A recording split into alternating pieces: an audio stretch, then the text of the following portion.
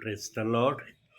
प्रभूच्या नावाला धन्यवाद देतो मी की देवबाप्पांनी सुंदरशी वेळ दिलेली आहे की या वेळेमध्ये पुन्हा एकदा देवबाप्पाचं गौरव करण्यासाठी देवाच्या दासाला देवबाप्पाने आपल्यापर्यंत पाठवलेलं आहे. म्हणून भक्तीची सुरुवात आपण प्रार्थनेने करूया.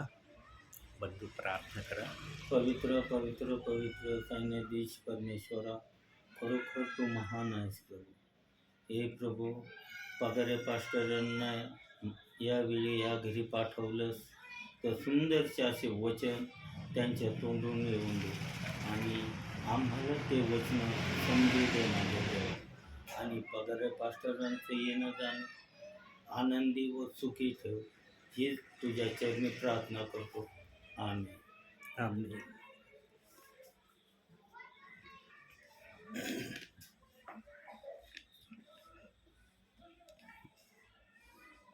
मनुष्याच्या जीवनामध्ये मनुष्य जर प्रभूबरोबर व्यवस्थित चाललेला प्रभूला दिसला नाही तर त्याच्या जीवनामध्ये निरनिराळ्या प्रकारच्या अडचणी, निरनिराळ्या प्रकारचे पेच प्रसंग, निरनिराळे धोके त्याच्या जीवनात आल्याशिवाय राहत नाही. प्रियांनो, मनुष्याला सुरक्षितता फक्त प्रभूच्या चरणामध्ये मिळते. कारण प्रभू कोणत्याही गोष्टीला आपल्या विश्वासणाऱ्याला, आपल्या सेवकाला वाचवण्यासाठी करू शकतो. आणि या गोष्टीचा अनुभव माझ्या जीवनामध्ये जवळपास 5 वेळेस मी अनुभवलेला आहे की 5 वेळेस देवबाप्पाने मला अतिशय धोक्याच्या प्रसंगातून पार माझा जीव जाण्याच्या गतीमध्ये धोका माझ्यावर उद्भवला होता. त्या पेचामध्ये, प्रसंगामध्ये प्रभूने मला वाचवलेला आहे. प्रियांनो, प्रभूची संगती, प्रभूची साथ माझ्याबरोबर आहे. म्हणून मी आज प्रभूची सेवा आत्म्याने आणि खरेपणाने करत आहे. प्रियांनो, ज्याचं लक्ष फक्त प्रभूला उंच करणं हे असतं ना, तो हर हालमध्ये प्रभू परमेश्वराला उंच केल्याशिवाय राहत नाही. आणि प्रभू पण त्याला हर प्रकारची सहाय्यता केल्याशिवाय राहत नाही. कारण प्रभू मन आणि अंतःकरण तोलून पाहणारा आहे की माझा सेवक सेवेला जातो, कोणाला उंच करण्याची इच्छा त्याच्या मनामध्ये आहे. तो स्वतः उंच होण्याची इच्छा ठेवतो का मला उंच करण्याची इच्छा आहे, हे प्रभू प्रथम तपासतो. आणि जेव्हा प्रभूला कळतं की माझा सेवक मला उंच करण्याच्या हेतूने सेवेला जात आहे, तेव्हा प्रभू त्याला सर्व प्रकारची कृपा सेवेमध्ये पुरवल्याशिवाय राहत नाही. कारण प्रियांनो, आमच्या भावी जीवनाचं लक्ष ना, आम्ही फक्त आमच्या निर्माणकर्त्याला जेवढं उंच करता येईल, सेवकाच्या माध्यमातून पण प्रभू उंच होतो आणि विश्वासणाऱ्यांच्याही माध्यमातून प्रभू उंच होतो. विश्वासणाऱ्यांनी असं समजू नये की आमच्या माध्यमातून प्रभू उंच होत नाही. हा अधिकार फक्त सेवकाला आहे. कारण सेवक सेवा करतात म्हणून त्यांच्याद्वारे प्रभू उंच होऊ शकतो. प्रियांनो, सेवक ज्या प्रकारे प्रभूला उंच करू शकत नाही, त्याच्यापेक्षा काही जास्त प्रमाणात तुम्हाला प्रभूला उंच करता येतं. तुम्ही स्वच्छ मनाने, शुद्ध हृदयाने देव बाप्पाला उंच करण्याची अपेक्षा करता. परंतु सर्व सेवक प्रभूला शुद्ध आणि चांगल्या अंतःकरणाने उंच करण्याची इच्छा ठेवत नाही. काही जणांच्या मनामध्ये निरनिराळे मोह सेवेच्या माध्यमातून ते प्रभूकडे ठेवतात. ते बोलून दाखवित नाही, पण मनामध्ये इच्छा धरल्याशिवाय राहत नाही. पण विश्वासणाऱ्यांचं हृदय असं असतं, प्रभू मला फक्त तुला उंच करायचं आहे, मला फक्त तुझं गौरव करायचा आहे. तू जितका उंच माझ्या जीवनात होशील तितकं मी तुला उंच करण्यासाठी तयार आहे, असं शुद्ध मनाने ते देव बाप्पाला बोलतात. परंतु सेवकांचं बोलणं, काही सेवकांचं बोलणं या प्रकारे नसतं. काही जणांच्या मनामध्ये निरनिराळ्या आशा मोह ते धरून प्रभूला उंच करतात. म्हणून प्रियांनो, प्रभू पण जे खरोखर त्याला उंच करण्यासाठी प्रत्येक समयाला तयार राहण्याची तयारी दाखवतात, त्यांच्याबरोबर प्रभू पण आपली दया आणि कृपा तशीच ठेवतो, जशी सेवकाची प्रभूकड अपेक्षा असते. म्हणून आपण बायबलकडे जाऊया, एक वचनाकडे आपण लक्ष देऊया. आज जरा अब्रामकडे आपण जाऊया. उत्पत्तीचं पुस्तक 12वा अध्याय 1 पासून 3 पर्यंतची वचन आपण वाचूया. आज परमेश्वर अब्रामास सांगितले, परमेश्वराने अब्रामास सांगितले, तू आपला देश, आपले गणगोत्र व आपले प्रीतिगृह सोडून मी दाखवीन त्या देशात जा. मी तुझपासून मोठे राष्ट्र निर्माण करीन, तुझे मी कल्याण करीन, तुझे नाव मोठे करीन, तू कल्याणमूलक हो. तुझे जे अभिष्ट चित्तील त्यांचे मी अभिष्ट करीन, तुझे जे अनिष्ट चित्तील त्यांचे मी अनिष्ट करीन.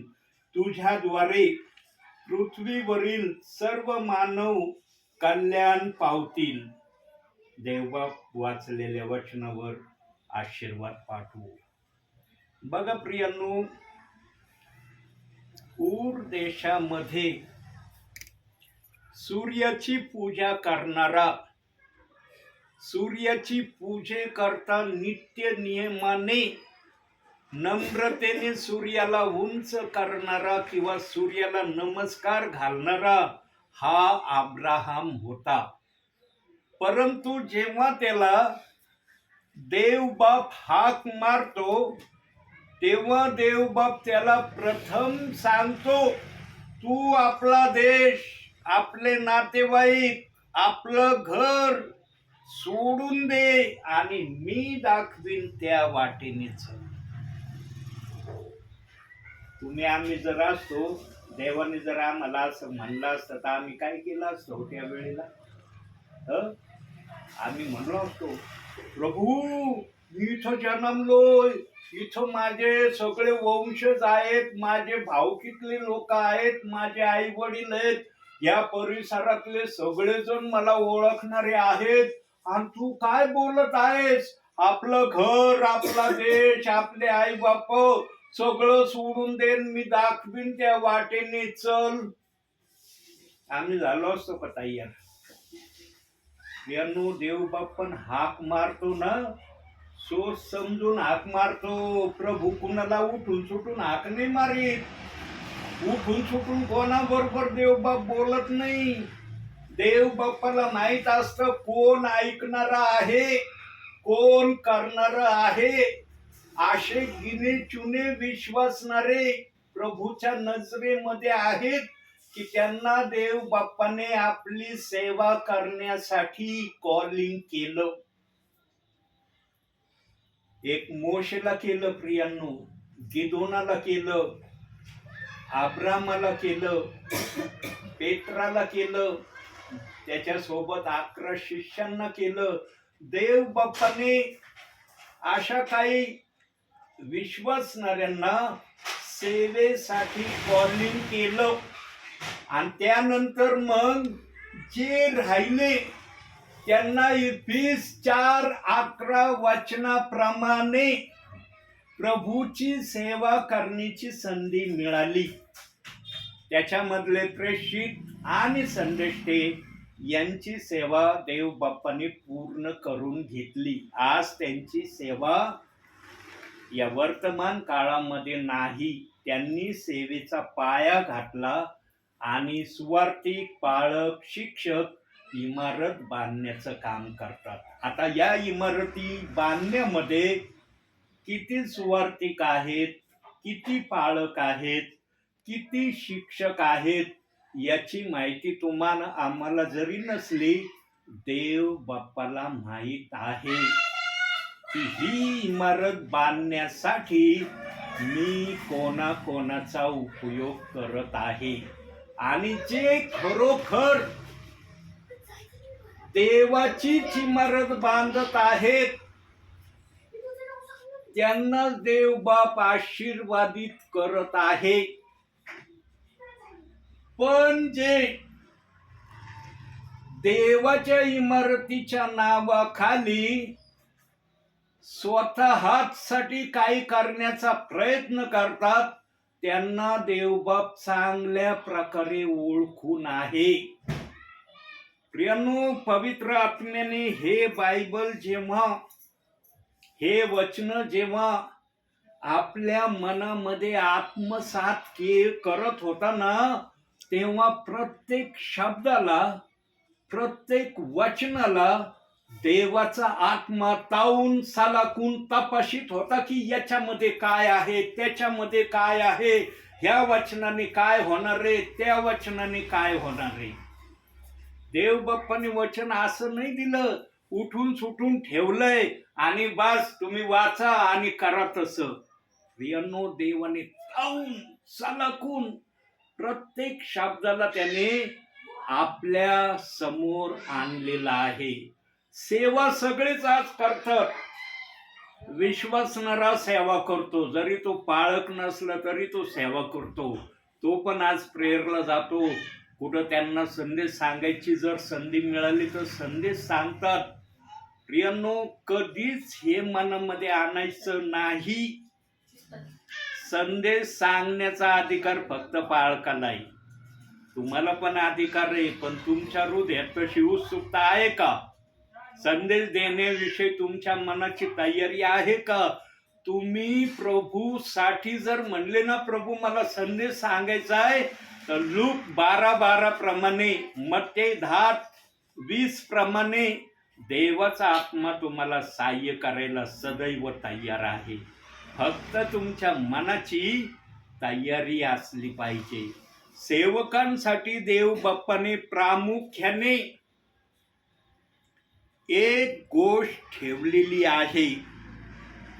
देव बाप्पाच्या आत्म्याला आपल्या समयातच दिसलं होतं, सेवक माझी सेवा करणार आहेत, पण सर्वच सेवक माझ्या आत्म्याप्रमाणे सेवा करण्याची तयारी दाखवणार नाहीत.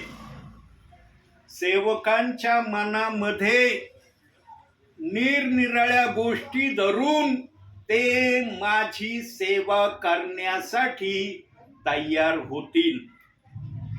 आणि सर्वात मोठी सेवकांमध्ये काय अपेक्षा आणि इच्छा असते माहिती का प्रियांनो?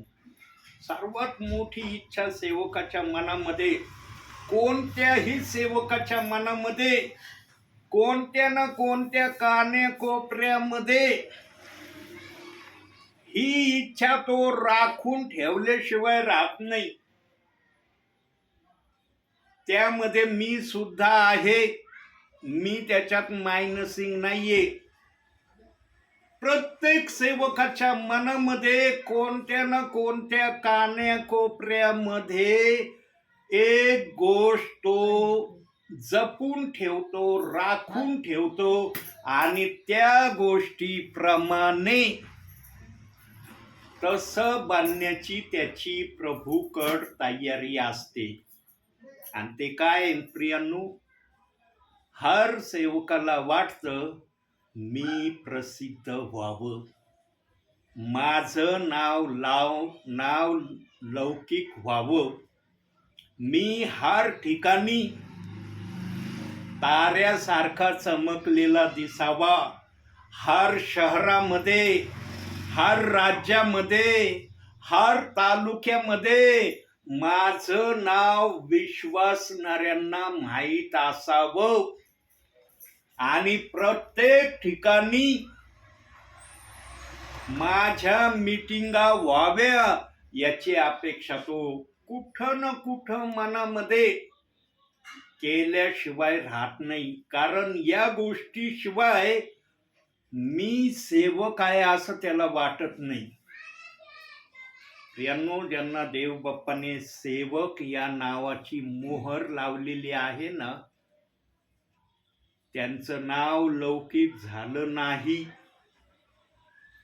त्यांनी आपल्या भावी सेवा कार्यामध्ये जे देवाच्या आत्म्यापासून सेवक झालेले आहेत, ज्यांना देव बाप्पाने अभिषेक केलाय सेवक होण्याचा, त्यांच्याकडून देव बाप एक तरी विश्वासणारा आपल्या राज्यात घेतल्याशिवाय राहत नाही.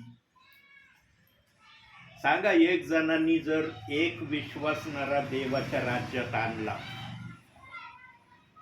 एक देवाच्या सेवकाने 1000 विश्वासणारे देवाच्या राज्यात आणली, तुम्ही सेवक कोणाला म्हणणार? तुमची सेवक म्हणण्याची प्रतिक्रिया कोणाबद्दल असणार? एक आणणाऱ्या विश्वासणाऱ्या करता किंवा 1000 आणणाऱ्या विश्वासणाऱ्या करता? कोणाबद्दल तुम्ही सेवक हे पद जाहीर करता? प्रियांनो, एक विश्वासणारा सेवकाने देवाच्या राज्यात आणलं ना, तो सेवक आहे. 1000 जण देवाच्या राज्यात एखाद्या सेवकाने आणले तरी तो सेवकच आहे. पण आमच्यामध्ये कॉम्पिटिशन, स्पर्धा सुरू होती. 1000 जास्त का एक जास्त हो?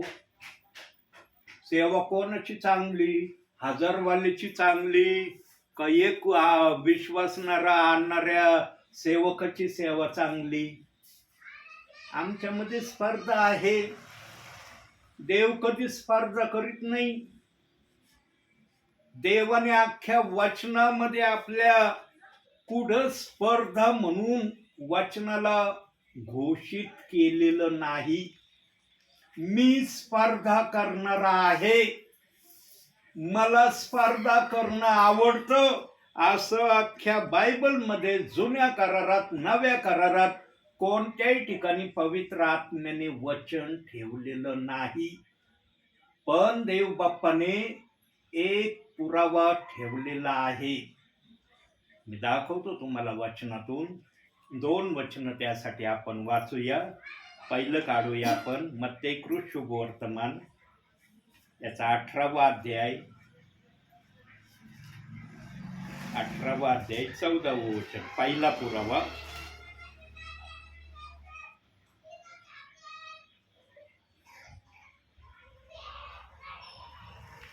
तसे या लहानातील कोणाचाही नाश व्हावा अशी तुमच्या स्वर्गातील पित्याची इच्छा नाही. जर एखाद्या सेवकाने एक व्यक्ती नाशाकडे चाललाय, त्याला कळत नाही, पण सेवकाला कळतं की हा जो चाललाय ना, याचा रस्ता बरोबर नाही, हा प्रभूच्या दरबाराकडे जाण्याच्या रस्त्यावर नाही, याचा रस्ता दुसऱ्या ठिकाणी चाललेला आहे. त्या एका चुकीच्या ठिकाणी जाणाऱ्या व्यक्तीला जर एखादा सेवक योग्य त्या वाटेवर आणतो तर त्याची सेवा चांगली नाही का? त्याने प्रभूसाठी सेवा केली असं म्हणता येईल का नाही? म्हणता येईल का? युक्त आणलं त्यांनी, एक आणलं का फार मोठं काम केलं का? 1000 जण आणणार ते कसे आहेत मग? प्रियांनो, 1000 जणांना यायला ना वेळ लागत नाही, पण एक जणाला देवाच्या राज्यात आणण्यासाठी ना फार कष्ट आणि श्रम घ्यावा लागतात. म्हणून याकोबाच्या पात्रामध्ये आणखी एक शब्द दिलाय, वाचूया आपण तो पण शब्द. याकोबाचं पत्र 5वा अध्याय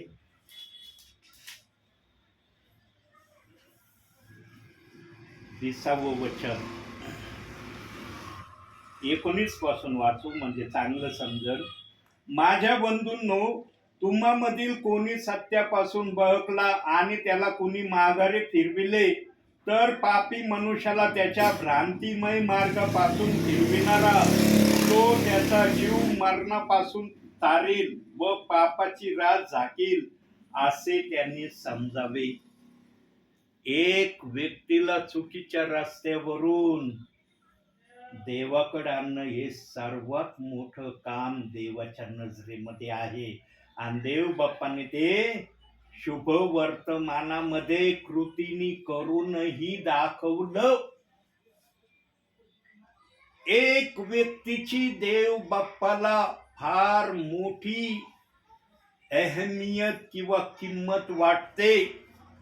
देवाचा आत्मा एकाही व्यक्तीला सोडून देण्याच्या इच्छेमध्ये नाही. म्हणून येशू ख्रिस्त 99 मेंढरांना सोडून एकाला ढूंढण्यासाठी गेला. येशू ख्रिस्त म्हणलं का 99 मोठे, ते हरवलं हरवू द्या, जाऊ द्या. कळपात नव्हतं राहत, ऐकत नव्हतं, नीट चालत नव्हतं, जिकडं चल म्हणत होतं तिकडं चलत नव्हतं, भटकत होतं. भटक आता तुझ्या पाठीमागं कुणी येणार नाही, कुणी तुला सोडवायला येणार नाही, वाचवायला येणार नाही. तुला पुन्हा कळपामध्ये घेऊन जाण्यासाठी तुझा कुणी शोध करणार नाही. म्हणलं का येशू ख्रिस्त असं? अहो, येशू ख्रिस्ताने 99 मेंढरांना सांगितलं, इथंच थांबा, इथून हलू नका, मी एक मेंढर हरवलंय, त्याला ढूंढून येतो. आणि जेव्हा ते एक मेंढर सापडतं, खांद्यावर घेऊन येशू ख्रिस्त आनंदाने या 99 मेंढराकडे येतो आणि त्या 99 मेंढरांबरोबर याही मेंढराचा आनंद करतो. आमच्या देव बाप्पाचं हृदय असं आहे, एक विश्वासणाऱ्याच्या प्रती. एक सेवक जर एक विश्वासणारा देवाच्या इच्छेप्रमाणे तयार करतो ना आणि त्याला नीट स्वर्गाच्या रस्त्यापर्यंत आणतो ना, त्या सेवकाची सेवा देवबाप लक्षात ठेवणारा देवबाप आहे. विश्वासणारे जरी लक्षात ठेवणारे नसले, सेवक जरी काही लक्षात ठेवणारे नसले, पण देवबाप लक्षात ठेवतो की एक जणाला या सेवकाने चुकीच्या वाटेवरून देवाच्या वाटेवर आणण्यासाठी मोठे परिश्रम कष्ट घेतले. आता दुसरी गोष्ट पाहूया. तुम्हाला म्हणलं होतं 2 वचन दाखवतो. पहिलं वचन पाहिलं, आता दुसरं वचन आपण काढूया. 2 पेत्र 3रा अध्याय 9वं वचन बघा. तिथं काय म्हटलंय? कित्येक लोक ज्याला विलंब म्हणून म्हणतात, तसा विलंब प्रभू आपल्या वचनाविषयी करीत नाही, तर तो तुमचे सहन करीतो. कोणाचा नाश व्हावा अशी त्याची इच्छा नाही, तर सर्वांनी पश्चाताप करावा अशी आहे.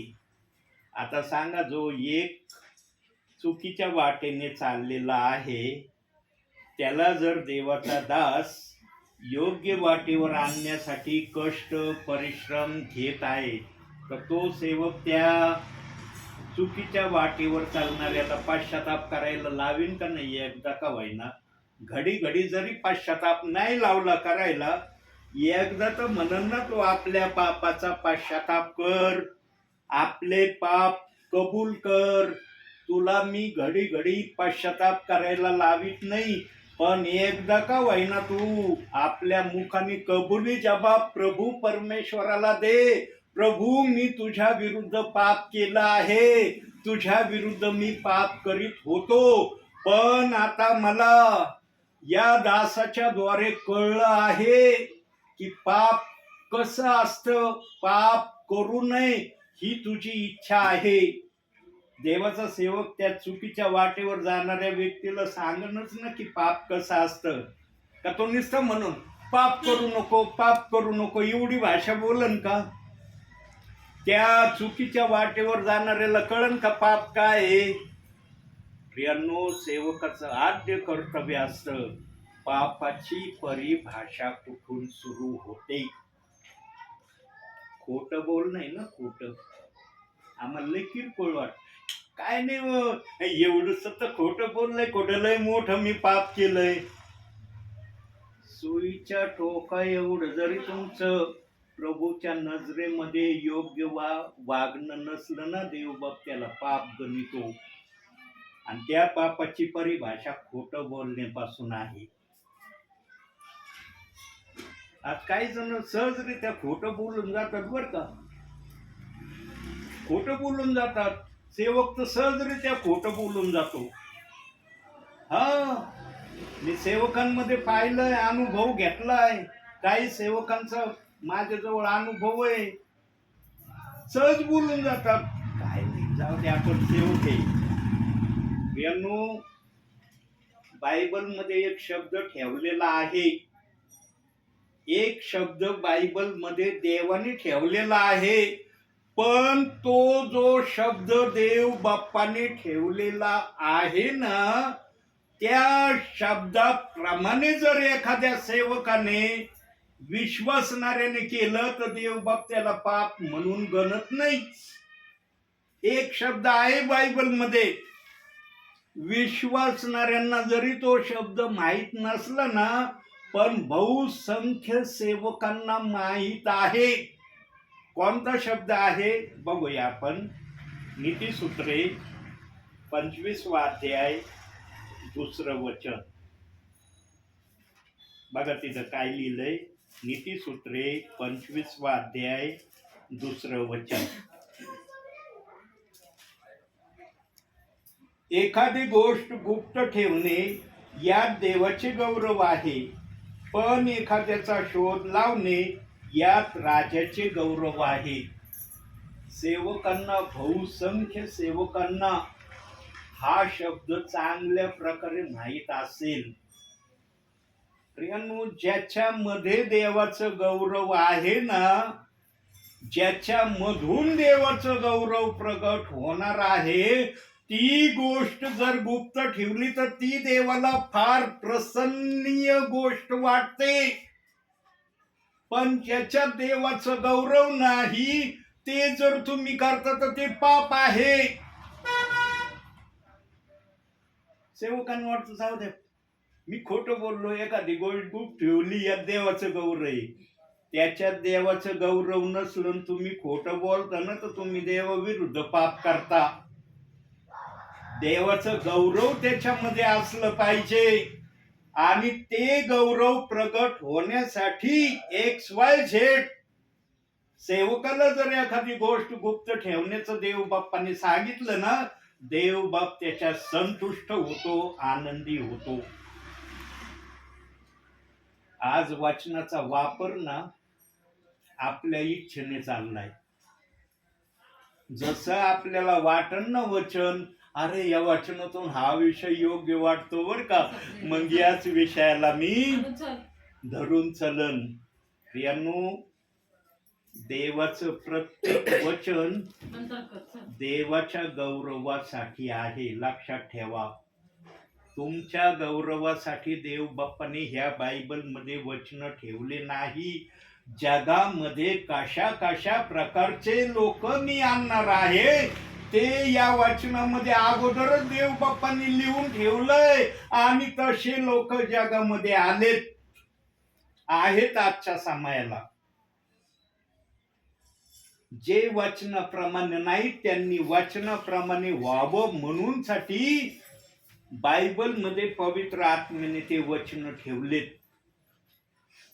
हर एक वचन देवाच्या गौरवासाठी देव बाप्पांनी ठेवलंय.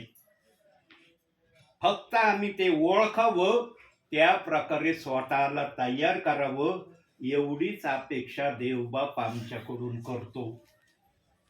देवाच्या वचनाचा विपरीत अर्थ कधी काढू नये.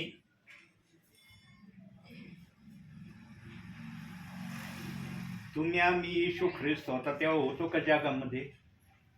कांचनताई तुम्ही होत्या का? येशू ख्रिस्त होता तेव्हा होत्या?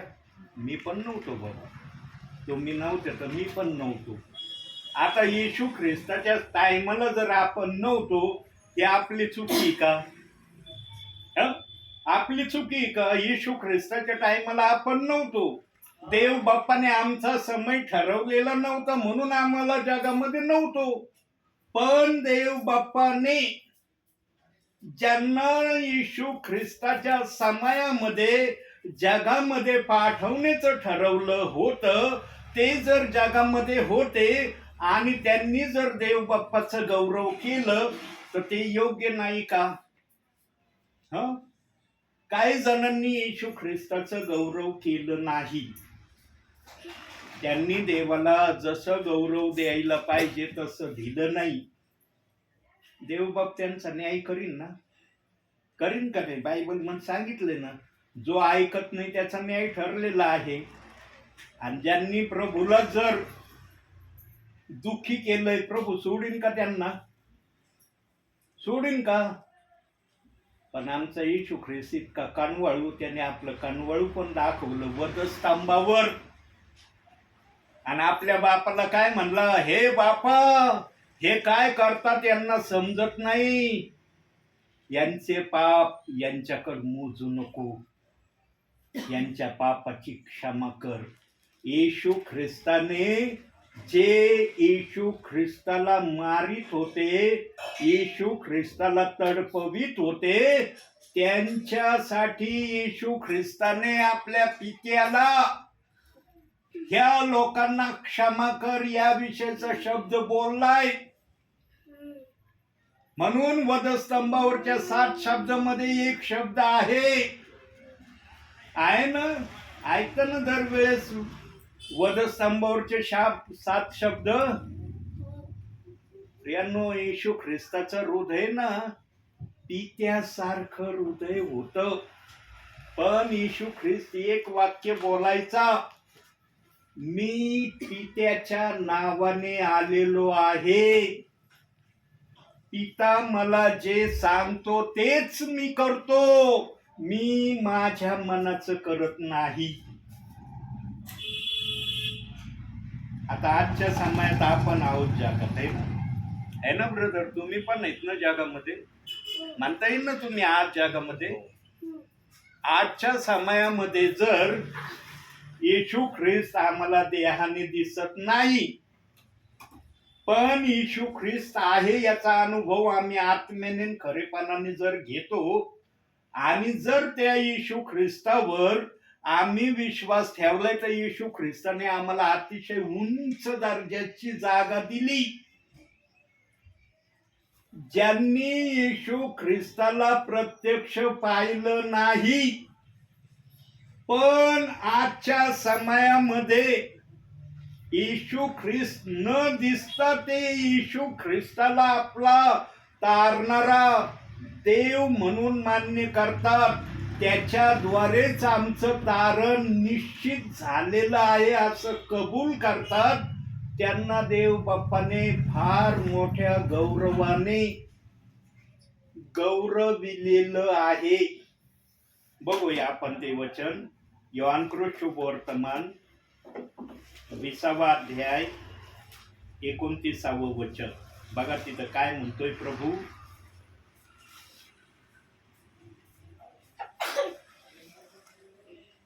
येशूने त्याला म्हटले, तू मला पाहिले आहे म्हणून विश्वास धरिला आहे.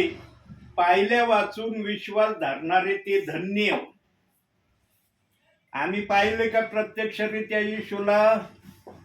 आमच्यासारखंच येशू ख्रिस्त आला होता जगामध्ये, पण आम्ही पाहिले का? आजच्या समयामध्ये नाही पाहिलं, पण आम्ही विश्वास ठेवतो जसे आम्ही आहोत अशा देहाने आमचा तारणारा या जगामध्ये आला होता.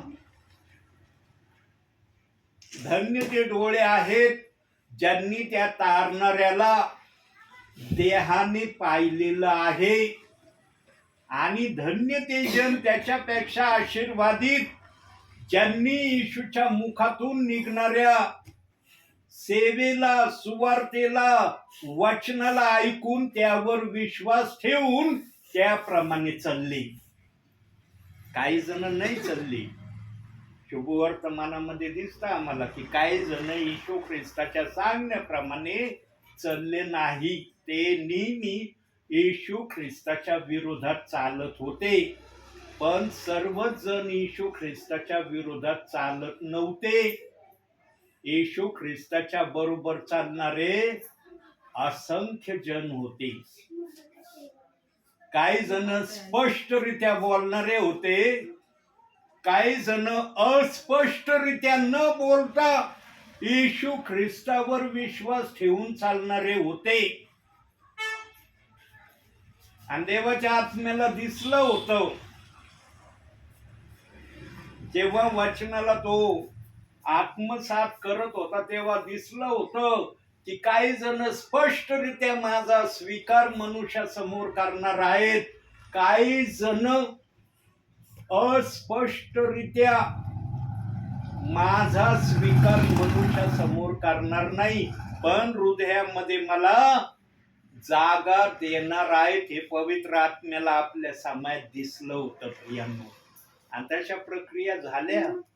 येशूच्या सेवा कार्यामध्ये अनेक ठिकाणी दिलंय प्रियांनो. काही जणांनी स्पष्टरित्या येशू ख्रिस्ताला उघडरित्या जाहीर स्वीकार केलं नाही, पण मनामध्ये येशू ख्रिस्तावर विश्वास ठेवल्याशिवाय ते राहिले पण नाही. त्यांना सदुकी, परुषी, याजक यांची फार भीती होती. यांना ते घाबरत होते. पण ते येशू ख्रिस्ताला तारणारा म्हणून आपल्या हृदयात मान्य करून चालत होते. अहो जकातदार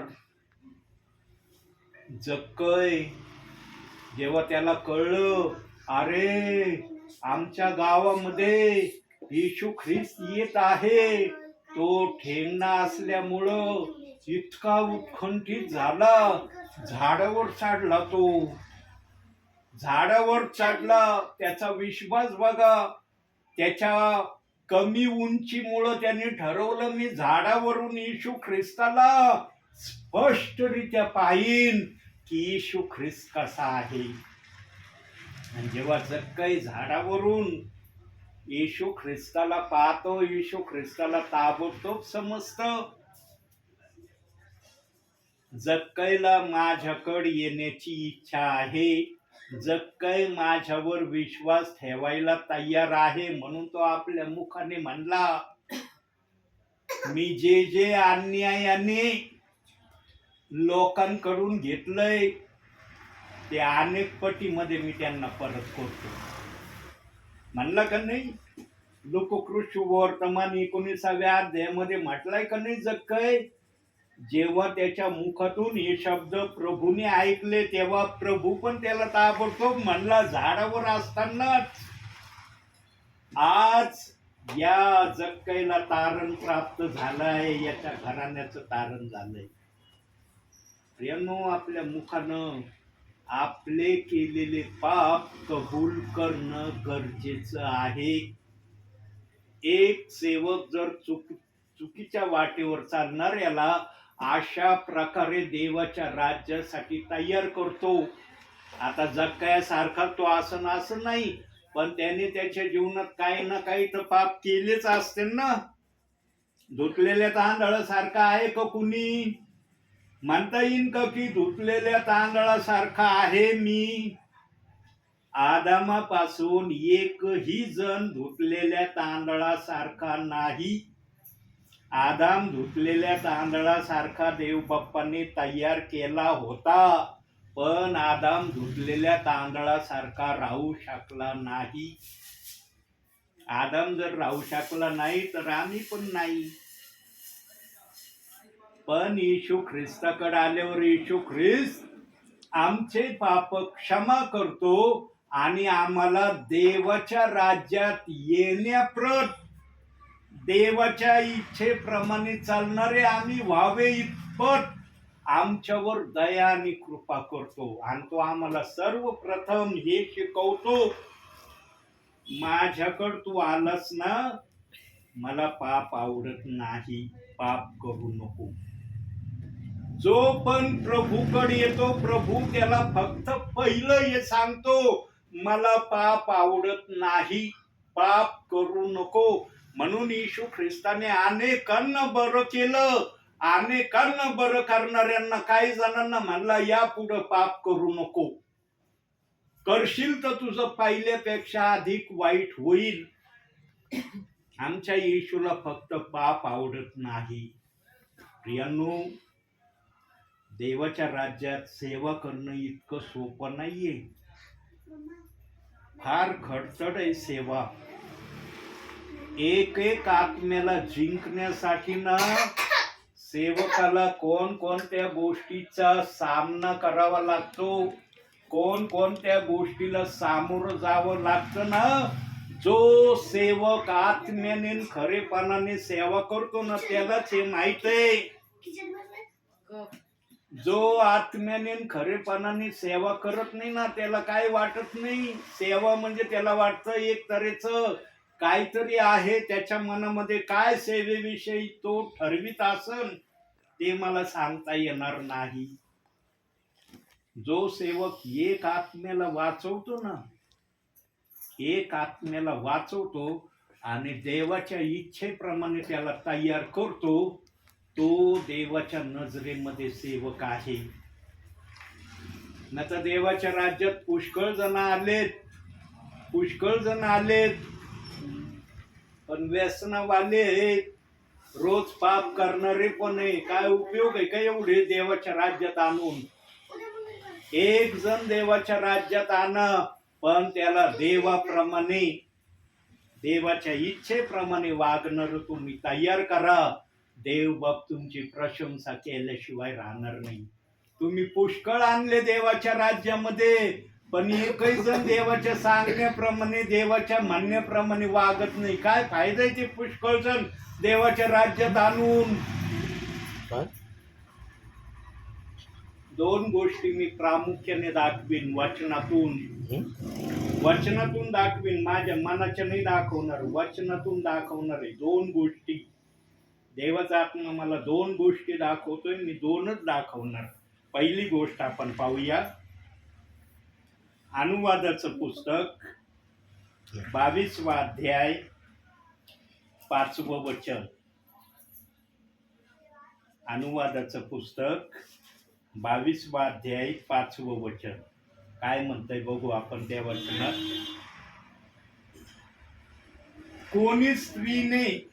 कोणा स्त्रीने पुरुषाचा पैराव लिहू नये, कोणा पुरुषाने स्त्रीचा पैराव लिहू नये. तुझा देव परमेश्वर यास तसे करणाऱ्याचा वीट आहे. आज सांगा, काही सेवकांजवळ विश्वासणारे आहेत, या वचनाप्रमाणे किती जण वागत आहेत. आज खुलेआम आम्हाला दिसतं, स्त्रीचा पेहराव पुरुष करतोय, पुरुषाचा पेहराव स्त्री करतोय. काही ना काही ठिकाणी आम्ही उघड्या नेत्राने बघतो. सांगा वचन काय बोलतोय. आणि आज जगामध्ये विश्वासणारे काय करत आहे? देवाच्या इच्छेप्रमाणे आहे का? म्हणता येईल का देवाच्या इच्छेप्रमाणे आहे? स्त्रीचा पेहराव पुरुषाला लेण्याची देव बाप्पाने सक्त मनाई केली आहे, आणि स्त्रीचा पेहराव पुरुषाने लिहायचा देव बाप्पाने सक्त विरोध केलेला आहे. पण आज दिसतंय ना आम्हाला, पाहतो ना आम्ही डोळ्यांनी, उघड्या नेत्रांनी जरी आम्ही बोलत नसलो तोंडानी, पण आम्हाला दिसतंय ना की वचन काय बोलतंय आणि मी समोर काय पाहतोय. प्रियांनो, वचनाप्रमाणे आचरण करणारे असा हे देवबाप उगच नाही बोलला वचनामध्ये.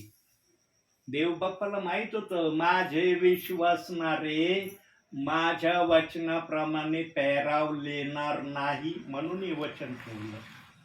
आणि नियमशास्त्राच्या ग्रंथामध्ये हे लिहिलंय, मोशेचे 5 जे सुरुवातीचे पुस्तक आहेत त्याच्यामध्ये हे लिहिलंय. म्हणजे नियमशास्त्र पासून या वचनाप्रमाणे वागणारे देव बाप्पाला दिसले नाही. बघा देवाचं वचन कोणत्या समयापासून या वचनाप्रमाणे देव बाप्पाला दिसले नाही म्हणून हे वचन आलंय. प्रियांनो, आम्हाला देव बाप्पाने साधे भोळे राहण्याची जास्त मान्यता दिलेली आहे. साधारण राहण्याच्या गोष्टीला देव बाप्पाने जास्त प्राधान्य दिलंय. पण आज किती जण साधारण राहण्याच्या प्राधान्यामध्ये चाललेत? किती जण चाललेत? किती जणांना म्हणता येतं मी साधारणरित्या प्रभू मध्ये चाललोय. अहो, मी कसा टापटीप दिसन, कसा एकदम ओके दिसन याच्याकडे जास्त लक्ष दिलं जातं. आमचं लक्ष फक्त देवाच्या वचनाकडे असलं पाहिजे. आमच्या पेहरावाकडे आमचं लक्ष नसलं पाहिजे. आमचं लक्ष देव बाप्पाच्या वचनाकडे असलं पाहिजे. आणि ज्याचं लक्ष देव बाप्पाच्या वचनाकडे असतं ना, तो तशा प्रकारे वागण्याच्या प्रक्रियेमध्ये उतरल्याशिवाय राहत नाही. ज्याला देव बाप्पाचं वचन कळतं त्याच्यासाठी देव बाप बोलतोय. ज्याला देव बाप्पाचं वचन कळत नाही ना, मग तो प्रभू मध्ये राहून मनमानीप्रमाणे पेहराव करण्याकड माघार घेत नाही. दुसरं वचन बघूया. 1 कोरिन्थीकराचं पत्र 11 अध्याय 14 वचन. पहिली गोष्ट आपण पाहिली, आता दुसरी गोष्ट बघूया वचनातून. 11 अध्याय 14 वचन. लांब केस राखणे हे पुरुषाला अप्रतिष्ठेचे आहे असे निसर्ग देखील तुम्हाला सांगत नाही काय? काय वचन वाचलं मी? लांब केस राखणे हे पुरुषाला अप्रतिष्ठेचे आहे. आज बघतो का सगळ्यांचे केस साधारण? बघतो साधारण केस, साध्या रीतीचे, निरनिराळ्या डिझाईनचे केस, निरनिराळ्या स्टाईलचे केस. कोणी लांब लांब केस ठेवतंय, कोणी डिझाईनचे ठेवतंय, कोणी कशाचे ठेवतंय. साधारण केसावाले किती दिसतात? किती जण दिसतात साधारण? एकदम साधी वेशभूषा केसाची किती जणांची दिसती. निरनिराळ्या स्टाईलीचे केस आम्ही बघतो. सेवकांमध्ये विशेष करून ही चढाओढ चालली आता सध्याच्या समयामध्ये. सेवकांना स्टाईल मध्ये केस ठेवण्याची फार चढाओढ लागली. अंतिम समय हा चांगला समय नाही, देव बाप्पाने अगोदरच सांगितलंय आणि त्याचे लक्षण दिसत आहे. वचनाप्रमाणे आचरण करणारे ना आजच्या समयाला पण देव बाप्पाने ठेवलेत, पण ते फार थोडे आहेत. त्यांची संख्या बोटावर मोजण्यासारखी आहे. पण निरनिराळ्या स्टाईलचे, निरनिराळ्या प्रकारचे अनेक जण आम्हाला दिसत आहेत. प्रियांनो, देवाचं वचन, देवाने वचन दिलंय ना, वचनाप्रमाणे बनण्यासाठी आम्हाला दिलंय. हे वचन आम्हाला आमच्या मनाप्रमाणे वागण्यासाठी दिलेलं नाही. वचन जसं सांगतं तसं आम्ही वागलं पाहिजे. देवाची इच्छा आहे की तुम्ही असं वागा, असं करा, असं राहा. किती जण राहतात आज?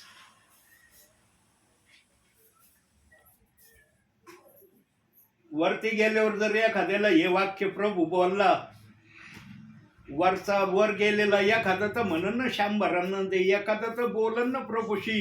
प्रभू पृथ्वीवर असताना एखाद्या सेवकाच्या मुखातून हे का नाही बोलला तू? बोलला असता तर कदाचित आम्ही ऐकून याप्रमाणे स्वतःला तयार करण्याचा प्रयत्न केला असता. जरी ताबडतोब आम्हाला करण्याची इच्छा नसती झाली, कधीतरी आम्हाला ते आठवलं असतं तर आम्ही विचार केला असता, अरे XYZ सेवकाने असं असं वचन दाखवलं होतं, मला तसं वागायचंय आता. पण पृथ्वीवर ऐकलंच नाही मी. एखादा तर म्हणन का नाही? म्हणून देवबाप बोलतोय प्रियांनो. देवबाप जे पण बोलतो ना, सुधारण्यासाठी बोलतो. देव बाप्पाची इच्छा आहे सुधरावं तुम्ही, या प्रकारे बनावं तुम्ही. तुम्ही मला योग्य रीतीने दिसत नाही, म्हणून मी सेवकांना आत्म्याने पाठवून माझ्या सेवकाच्या मुखातून आत्म्याच्या प्रेरणेने तुम्हाला सांगतोय. ना सेवकाला काही गरज आहे का तुम्ही कसं वागा, कसं राहा, काय करा, काय त्याला घेणं देणं आहे का? सेवकाला घेणं देणं नाही, पण देव बाप्पाला काळवळा येतो. अरे माझं लेकरू मी याला आपल्या रक्ताने विकत घेतलंय, पण माझ्या वचनाप्रमाणे माझं लेकरू मला चालताना दिसत नाही. मग आहेत ना नाती तुम्हाला, आहेत ना, बसलेत ना 2 नाती.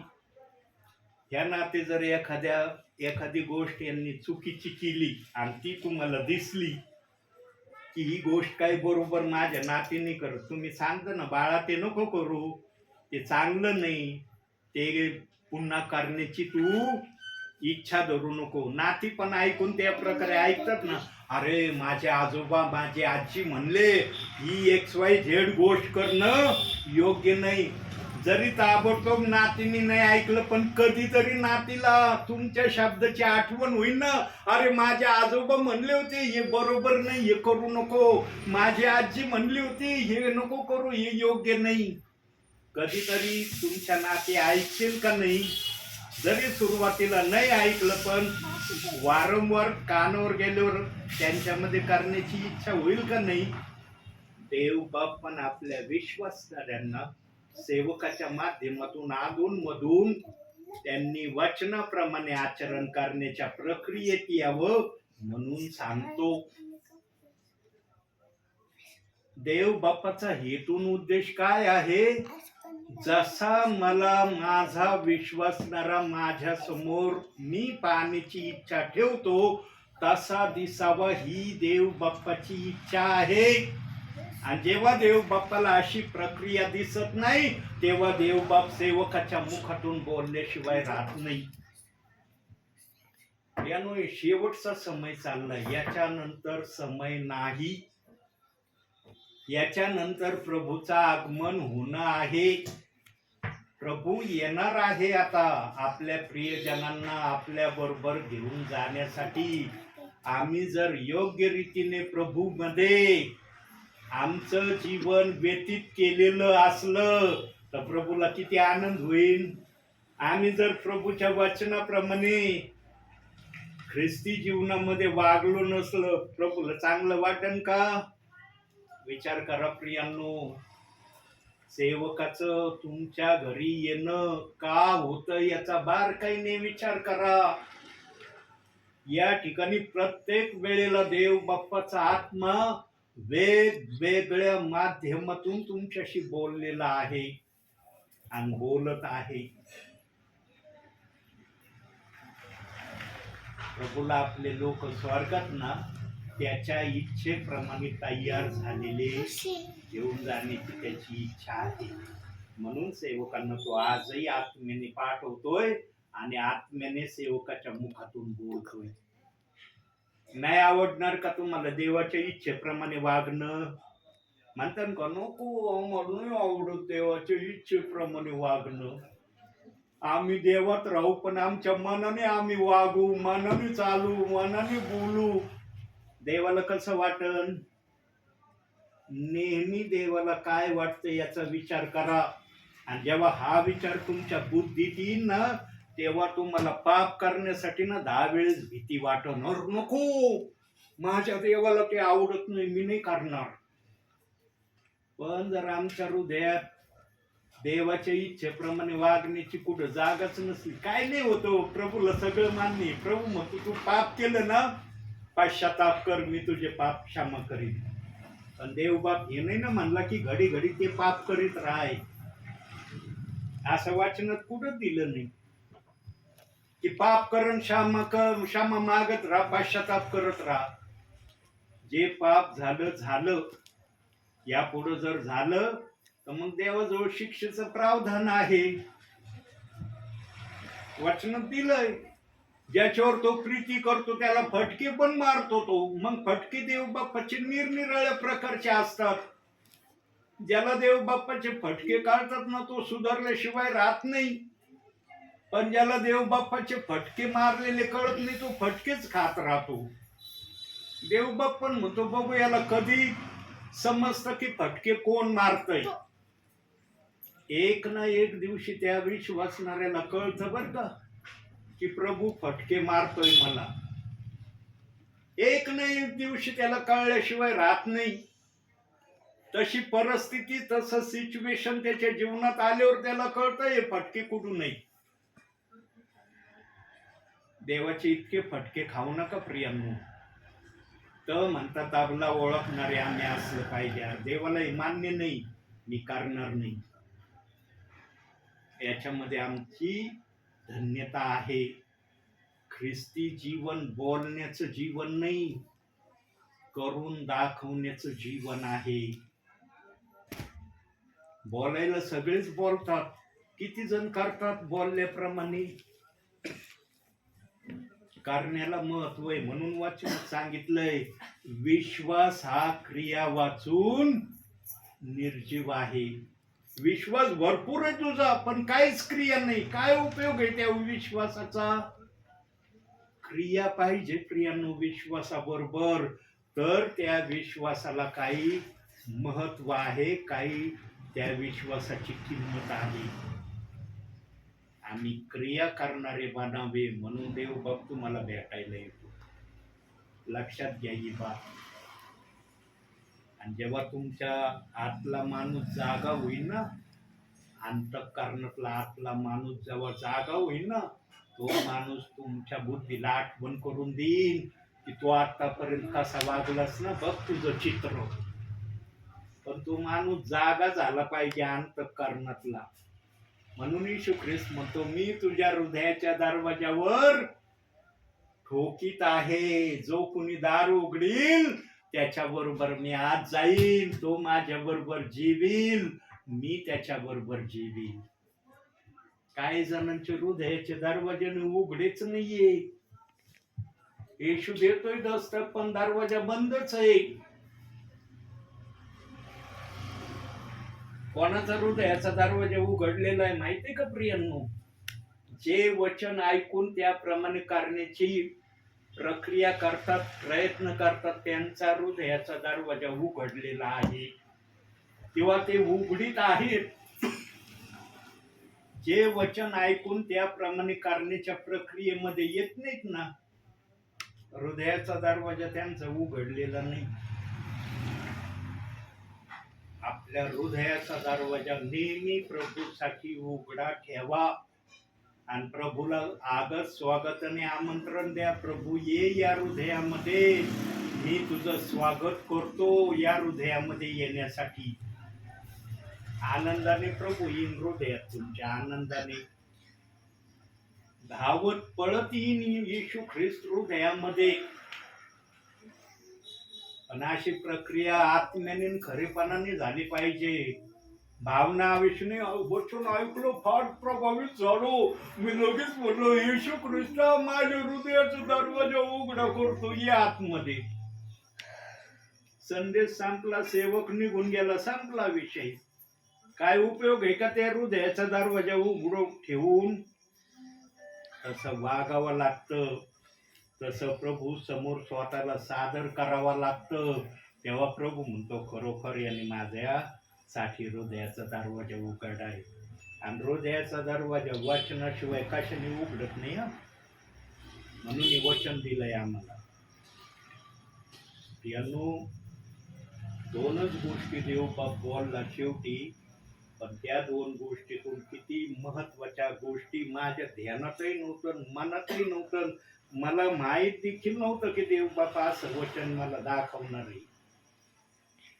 प्रियांनो, या जागेमध्ये नेहमी देव बाप काही ना काही नवीन तुम्हाला सांगतो. फार आशीर्वादित आहात तुम्ही.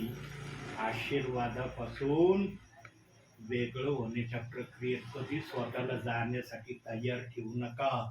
आशीर्वादामध्ये चालण्यासाठी सदैव देवासमोर राहण्याचा तुम्ही प्रयत्न करा. म्हणून आजच्या या छोट्याशा संदेशातून देवबाप तुम्हाला आणि मला भरपूर आणि भरपूर आशीर्वाद देऊ. आमेन. आज या दोन बाळांचा परत समय आहे. एक नवीन कोरस आज गायचं. येतं का दुसरं नवीन? जर नसलं येत तर तेच गायचं जे मागच्या वेळेला गायलं होतं.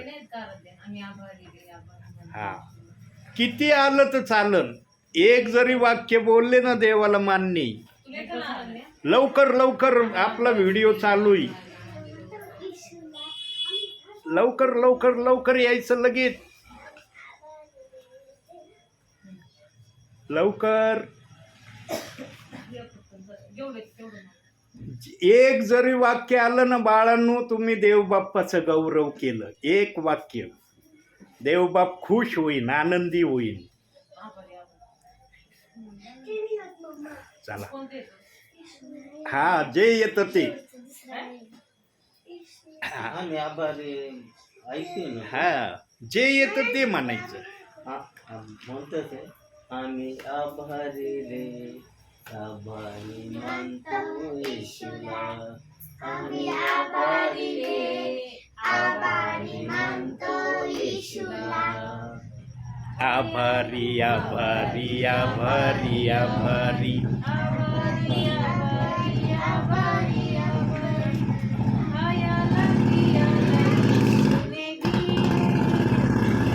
राहायला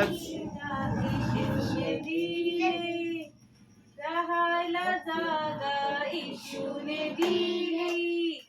आम्ही आभारी रे, आभारी मानतो येशूला. आम्ही आभारी रे, आभारी मानतो येशूला. नव जीवन येशूने दिले, नव जीवन येशूने दिले. आम्ही आभारी रे, आभारी मानतो येशूला. आम्ही आभारी रे, आभारी मानतो येशूला. प्रेज द दुसरं लॉर्ड. कोणतं गायचं होतं? आणखी कोणतं गायचंय? नाही, अयोध्येला कोणतं गायचंय? हा हा, म्हणा म्हणा.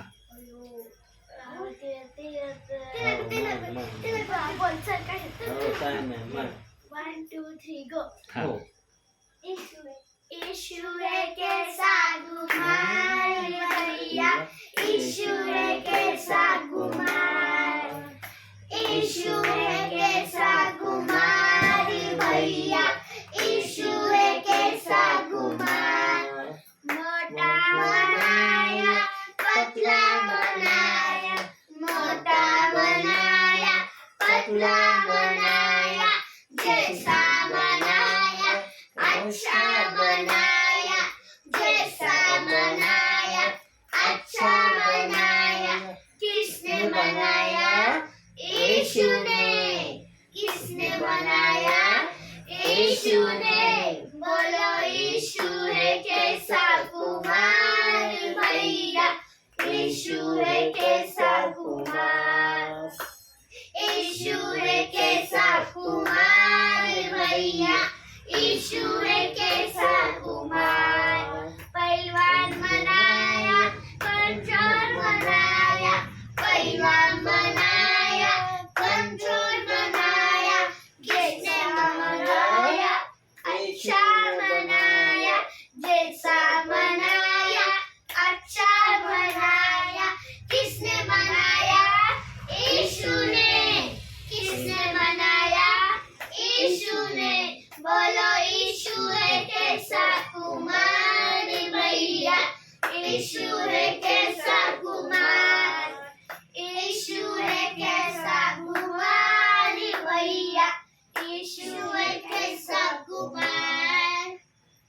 Very good, very good. देवबाप तुम्हाला खूप आशीर्वाद देव. तुम्हाला मी एक गीताचं पुस्तक देईन. पुढच्या वेळेला प्रार्थनेला येईल ना, त्यावेळेला गीताचं पुस्तक देईन. त्याच्यामध्ये भरपूर कोरस आहेत.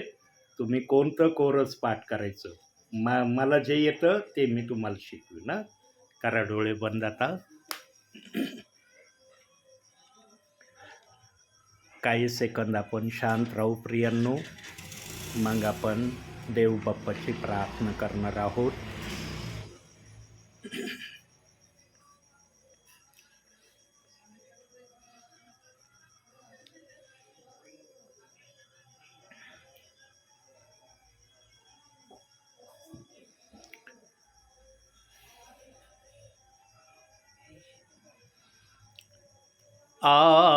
पवित्र आत्मा मेरे दिल में पवित्र आत्मा मेरे दिल में मेरे जीवन को तू ही बना, मेरे जीवन को तू ही चला. पवित्र आत्मा मेरे दिल में पवित्र आत्मा मेरे दिल में टूट गया हूँ मैं, जीवन का क्या है भरोसा. टूट गया हूँ मैं, जीवन का क्या है भरोसा. धोखे पे धोखा है सारा जहां, जाऊँ तो जाऊँ कहाँ, जाऊँ तो जाऊँ कहाँ. पवित्र आत्मा मेरे दिल में पवित्र आत्मा मेरे दिल में मेरे जीवन को तू ही चला, मेरे जीवन को तू ही चला. पवित्र आत्मा मेरे दिल में पवित्र आत्मा मेरे दिल में होय माझ्या बापा, तू जर आमच्या हृदयामध्ये आहे तरच आम्हाला आनंद आहे, शांती आहे, सुख आहे, समाधान आहे. जर तू आमच्या हृदयामध्ये नाही माझ्या बापा, तर आमच्यामध्ये वरील गोष्टी असतील याची आम्हाला खात्री देता येणार नाही. तुझं वचन आम्हाला हेच शिकवित आहे, हेच सांगत आहे माझ्या बापा, की आम्ही वचनाप्रमाणे चालणारे तुझ्या समोर व्हावे. होय माझ्या बापा, तुझ्या नावाला आम्ही धन्यवाद देतो, तुझ्या नावाला उंचावतो. स्वर्गीच्या देवा, आज तू पाचरणे परिवाराची भेट घेतलेली आहे. पाचरणे परिवारातल्या या प्रियजनांशी तू आज वचनातून बोललेला आहे. स्वर्गीच्या देवाचं वचन या परिवाराला समजू दे माझ्या बापा. वचनाप्रमाणे आचरण करण्यासाठी यांना तू तयार कर माझ्या बापा. तुझी कृपा आणि तुझी दया यांच्यावर तू सतत करत राहा माझ्या बापा, कारण तुझं वचन आम्हाला सरळ करण्यासाठी आहे. आम्ही सरळ व्हावं यासाठी आहे. स्वर्गीच्या देवा, या प्रक्रियेमध्ये तुझे विश्वासणारे यावे म्हणून तू आजही सेवकांना आत्म्याने आणि खरेपणाने आज घरोघरी पाठवित आहे. प्रभू, पाचरणे परिवाराला भरपुरीने आशीर्वाद दे माझ्या बापा. या परिवारातले लहान थोर प्रियजन तुझ्या कृपेच्या हातामध्ये राहू दे माझ्या बापा. प्रत्येकाला ज्याच्या त्याच्या परिमाणाप्रमाणे तू आशीर्वाद दे माझ्या बापा. आढाव परिवाराची या समयाला आम्ही आठवण करतो माझ्या बापा. आढाव परिवारामध्ये तुझी सुख, शांती, आनंद, समाधान, समृद्धी राहू दे माझ्या बापा. त्या परिवारातले सर्व लहान थोर प्रियजन तुझ्या कृपेच्या हातात मी देतो माझ्या बापा. आठवण आम्ही गायकवाड परिवाराचीही करतो माझ्या बापा. गायकवाड परिवारामध्ये पण सुख, शांती, आनंद, समाधान, समृद्धी भरपुरीने तू ठेव माझ्या बापा. त्या परिवारातले सर्व लहान थोर प्रियजन तुझ्या कृपेच्या हातात तू घे माझ्या बापा आणि सर्वांना तू आशीर्वाद दे माझ्या बापा. हीच मी तुला विनंती करतो माझ्या बापा. जे परिवार आमच्या संपर्कात आहेत माझ्या बापा, त्याही सर्व परिवारांची आम्ही या समयाला आठवण करतो. शब्दशः सर्वांचे जरी नावं घेतले जात नाही, पण जे जे परिवार आमच्या संपर्कात आहेत माझ्या बापा, ते परिवार तुला माहीत आहेत माझ्या बापा. त्या हर एक परिवाराला तू आशीर्वादाने भर माझ्या बापा, अशी मी तुला प्रार्थना करतो माझ्या बापा. तुझी सेवा अधिक आणि अधिक वाढावी म्हणून आपल्या दासाला तू आत्म्याने आणि खरेपणाने सेवा करण्यासाठी पाठवित राहा माझ्या बापा, ही मी तुला प्रार्थना करतो. स्वर्गीच्या देवा, आजच्या वचनासाठी आम्ही तुझे पुन्हा एकदा मनापासून आभार आणि उपकार मानतो माझ्या बापा. प्रभूची शांती या जागेत राहो. या घरातल्या तेला, मिठा, पिठाला आणि सर्व वस्तूंना तू आशीर्वाद दे माझ्या बापा. या घराच्या सभोवती तुझे दूत यांच्या रक्षणासाठी सदैव तू उभे कर माझ्या बापा. खरंच माझ्या बापा, अतिशय धन्य हे प्रियजन आहेत. यांना भेटायला तू येतो माझ्या बापा. तू आपल्या सेवकाला सांगतो, मला या परिवारात भेटायला जायचं आहे. तुझा दास तुझ्या शब्दाचा कधीच इन्कार करत नाही माझ्या बापा. परंतु स्वर्गीच्या देवा, तुझ्या मनामध्ये जी पण योजना, जी पण इच्छा या प्रियजनांसाठी तू ठेवलेली आहे, ती इच्छा या परिवारामध्ये तू प्रगट कर. त्या प्रकारे या परिवाराला तू आपल्या नावासाठी तयार कर, अशी मी तुला प्रार्थना करतो. आपल्या दासाचा तू शब्द ऐकत आहे, यासाठी मी तुझे मनपूर्वक आभार मानतो. मान, सन्मान, गौरव सर्व माझ्या बापा मी तुला देतो. धन्यता अर्णारा प्रभू येशू ख्रिस्त याच्या प्रिय आणि गोड नावानं मागतो, म्हणून तू ऐक माझ्या बापा. आमेन. हे आमच्या स्वर्गातील बापा, तुझे नाव पवित्र मानले जाऊ, तुझे राज्य येऊ, जसे स्वर्गात तसेच पृथ्वीवर तुझ्या इच्छेप्रमाणे हो. आमची रोजची भाकर आज आम्हास दे, आणि जसे आमचे कृष्ण सोडले आहे तसे तू आमचे कृष्ण आम्हास सोड. तर आम्हास परीक्षेत आणू नकोस, तर आम्हास वाईटापासून सोडव. कारण की राज्य, सामर्थ्य आणि गौरव ही सर्व काळ तुझीच आहे. आमेन. प्रभू येशू रक्त की जय. प्रभु यीशु रक्त की जय. प्रभु यीशु रक्ताचा जय जयकार असो. आमेन. तुमच्या नातींचा लय खणखणीत आवाज आहे बाबा. हो, दर्शन